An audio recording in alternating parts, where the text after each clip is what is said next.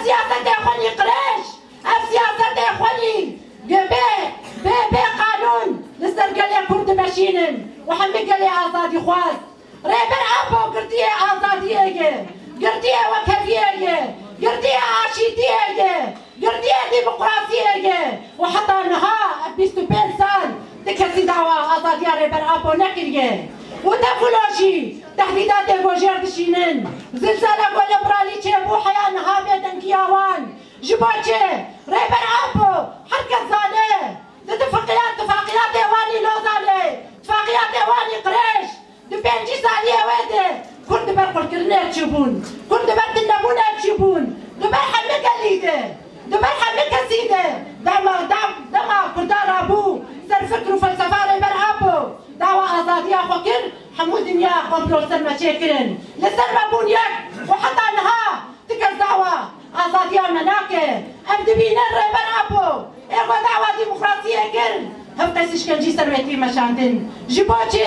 قال لي آزادي خواص قال لي قو دلداري آزادية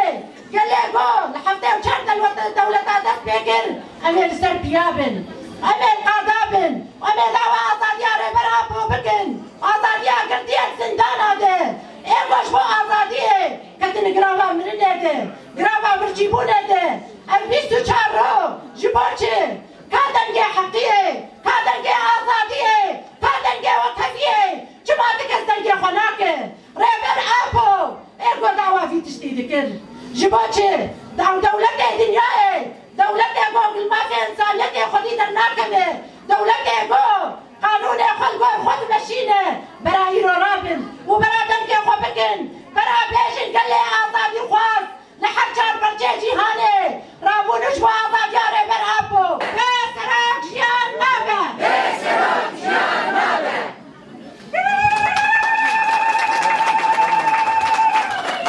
بيجي برخدانا زندانا بيجي برخدانا زندانا بيجي برخدانا زندانا بيجي برخدانا زندانا بيجي برخدانا زندانا بيجي برخدانا زندانا. اليوم نحن افتتحنا خيمة الاعتصام من أجل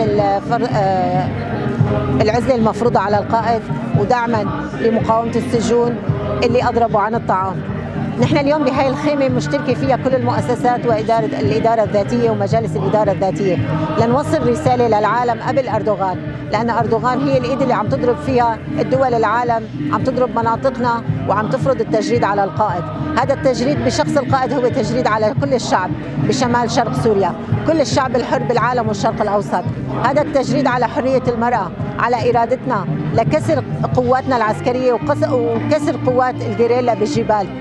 كل ما زادت ضربات قوات الجيريلا وخسارة أردوغان قدام قواتنا العسكرية عم يفرض تجريد جديد على القائد عبد الله أوجلان. نحن عم نسأل وين المنظمات الحقوقية اللي تدافع عن السجن وتراقب، اللي عم تدخل على أخطر السجون ومع أخطر المجرمين بغوانتنامو؟ وين من سجن إمرالي؟ هذا التجريد مخالف لكل القوانين والعادات والتقاليد. وين الدول العربية والإسلامية يلي تنادي بالإسلام؟